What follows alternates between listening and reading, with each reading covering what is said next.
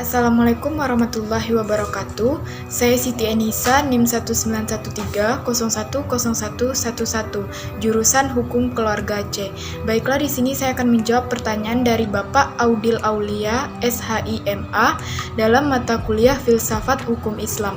Pertanyaan pertama yaitu, jelaskan prinsip utama hukum Islam. Prinsip utama hukum Islam ada 7, yaitu yang pertama prinsip tauhid. Tauhid adalah salah satu prinsip umum hukum Islam yang merupakan fondasi ajaran Islam. Prinsip ini menyatakan bahwa semua manusia ada di bawah satu ketetapan yang sama, yaitu ketetapan tauhid, yang dinyatakan dalam kalimat La ilaha illallah, tiada Tuhan selain Allah. Yang kedua yaitu prinsip keadilan. Keadilan pada umumnya berkonotasi dalam penetapan hukum atau kebijakan dari pemangku kebijakan. Yang ketiga yaitu prinsip amar ma'ruf nahi mungkar. Hukum Islam digerakkan untuk merekayasa umat manusia untuk menuju tujuan yang baik dan benar yang diridhoi Allah. Dalam filsafat hukum barat dikenal sebagai fungsi social engineering atau rekayasa sosial. Penekategorian amar ma'ruf nahi mungkar dinyatakan berdasarkan wahyu dan penalaran logis yuridis terhadap konteks di mana persoalan hukum tengah terjadi.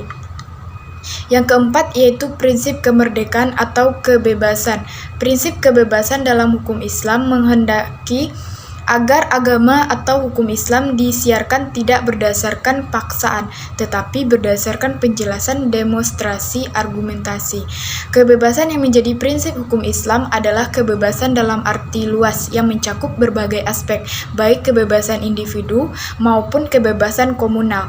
Kebebasan beragama dalam Islam dijamin berdasarkan prinsip tidak ada paksaan dalam beragama. Yang kelima yaitu prinsip persamaan atau egalit. Prinsip persamaan yang paling nyata terdapat dalam konstitusi Madinah, yakni prinsip Islam menentang perbudakan dan penghisapan darah manusia atas manusia. Yang keenam yaitu prinsip al-ta'awun. Prinsip ini memiliki makna saling membantu antar sesama manusia yang diarahkan sesuai prinsip tauhid, terutama dalam peningkatan kebaikan dan ketakwaan. Yang ketujuh yaitu prinsip toleransi. Prinsip toleransi yang dikehendaki Islam adalah toleransi yang menjamin tidak terlanggarnya hak-hak Islam dan umatnya. Tegasnya toleransi hanya dapat diterima apabila tidak merugikan agama Islam.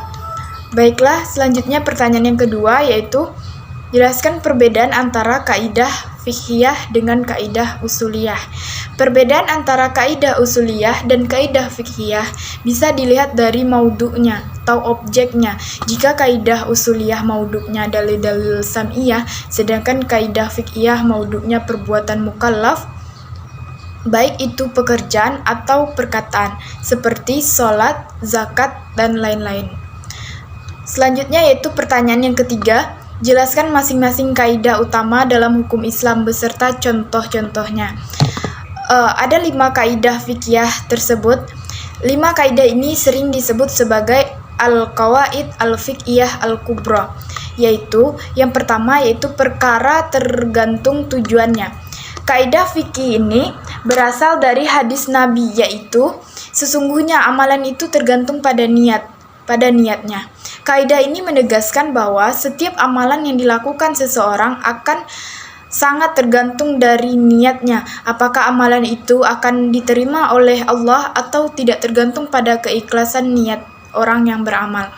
Kaidah ini juga berarti bahwa setiap amalan mubah bisa menjadi ibadah jika dilakukan dengan niat ibadah. Misalnya, kegiatan duduk diam di masjid bisa jadi ibadah jika diniatkan untuk iktikaf.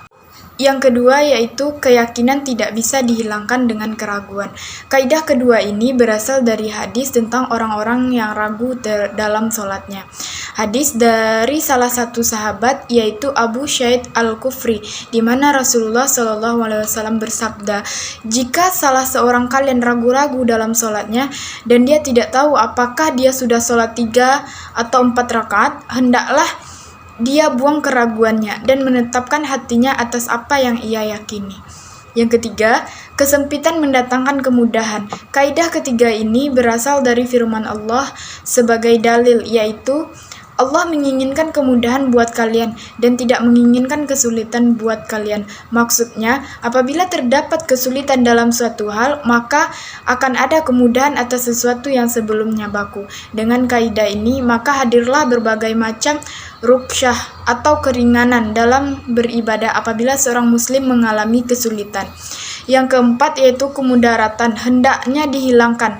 Kaidah keempat ini hadir dari observasi ulama terhadap hadis Rasulullah yang menyatakan, janganlah memberikan mudarat kepada orang lain dan juga diri kalian sendiri. Dengan adanya dalil ini, seseorang diperolehkan melakukan sesuatu yang sebelumnya dilarang untuk menghindari kemudaratan yang lebih besar. Misalnya, orang yang sedang berada dalam kelaparan yang sangat lapar, diizinkan makan makanan yang haram untuk menghilangkan rasa laparnya dengan syarat tidak ada makanan lain selain makanan haram tersebut, dan jika tidak dimakan maka ia akan mati.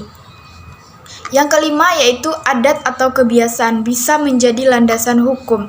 Kaidah fikih ini berasal dari hadis Nabi SAW yang menyebutkan, apa yang kaum muslimin menganggapnya baik, maka ia di sisi Allah juga baik.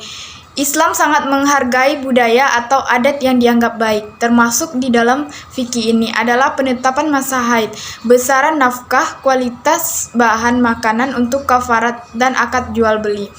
Itulah 5 landasan umum atau kaidah fikih yang ada dalam agama Islam. Masing-masing kaidah ini bisa digunakan sesuai dengan waktu dan kondisi sesuai dengan memahami kaidah fikih. Akan ada banyak manfaat yang bisa didapat, salah satunya adalah menjadi lebih mudah untuk menentukan hukum atau kebolehan suatu perkara. Baiklah, sekian jawaban dari saya. Assalamualaikum warahmatullahi wabarakatuh.